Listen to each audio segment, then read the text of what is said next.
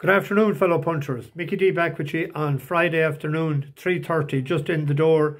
Another week done and dusted. Didn't see any racing yet today. We have two horses to run, one in the evening and one at 4:15. There's good money for Haggis's, so he must be fit. So it'll be a big ask for us to give the stone to him. But we're match fit, so we'll be fighting at the finish, I hope. And the one in the Hunter's Chase is gone into favouritism, or it was at 12:30 at even money. So that doesn't say that it'll win, but it means that the handbrake will be fully off. We're on the bus on the road early this morning from Sandown to Stratford. It was a 2 hours 15-minute journey. We tore down the M40 for their big evening, their annual Hunter's Chase evening. John Nicol likes the reverse forecast in the 705, the top one, an hour one. Paul Manton backed Baybridge last night. Very impressive. He was very impressive indeed. Really a new kid on the block for the stay-in races for the year. The ground went against our two selections. I had picked them again on good to Ferrum, and I had picked one the day before for soft when the rain didn't arrive. So that's the worst of it when you're picking horses 2 days in advance for putting up a video on that. But you win some, you lose some. DJ Lee, I think he put on a little bit of weight. He swallowed, or DJ Lee, he swallowed the dictionary. He was coming out with big words like marmalade, brucellosis and constipation. Iggy Higgins likes, in the 510 at Limerick, Charlie Stringo and Haydock. He likes Nicholas George. Rob the old mongoose, our chef, he frightened the you-know-what out of me when he announced over the speaker that he has a few dogs for the weekend. So I'll have to stick on the omelette, I think. I know what you mean, though. You're welcome to give those. Philip Wright was singing, "All my bags are packed and I'm ready to go." But he wasn't leaving on a jet plane. He was going on the Eurostar. He was heading for Paris. The best of luck to Liverpool, and also the best of luck to Leinster in the rugby final.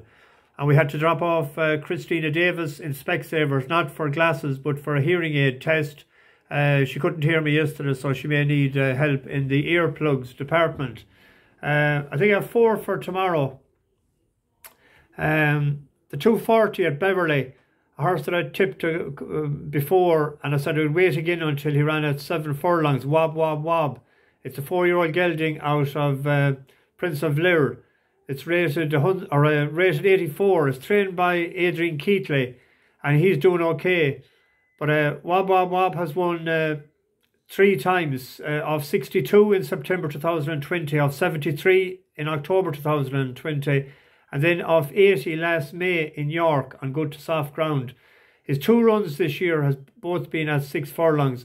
Last time 8th of 22 to Dakota Gold in York. And he was back that year from 14s into 7s. That was a Class 2 race. This is slightly calmer waters in a Class 3. Ryan Sexton is claiming £5, so that's bringing him down to 79, which would be £1 lower than his last winning mark. So he should be competitive. The favourite is the top weight, but he's gone up £11 for his new yard after winning 2 races. I just can't think of the name of it right now. But I think we could back that. It's 9-2. We can be cautious and we can go a pint each way in it.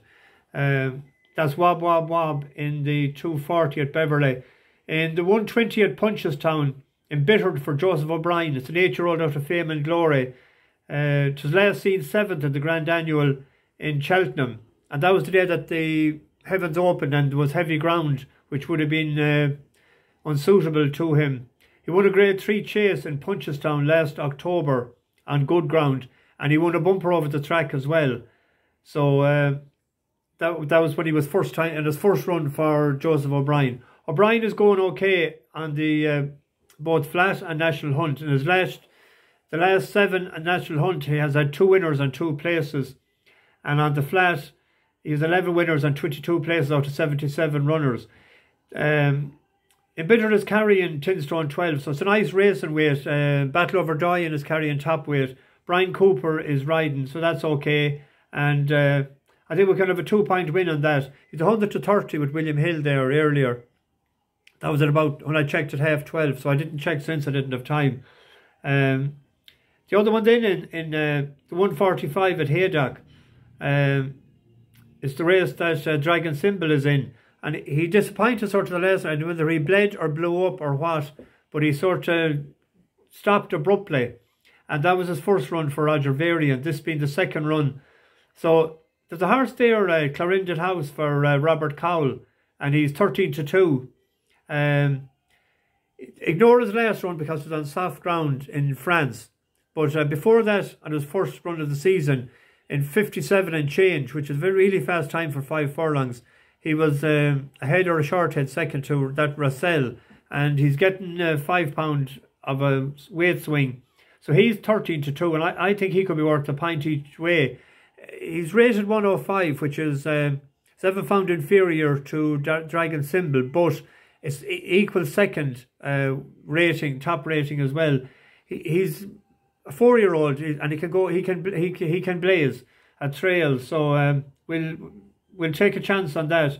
And the other one is our old friend Samrogue, with the ground drying out at Navan and the uphill finish, and she's dropped £2 to 61, which is the same rating that she won off in Dundalk for us in April.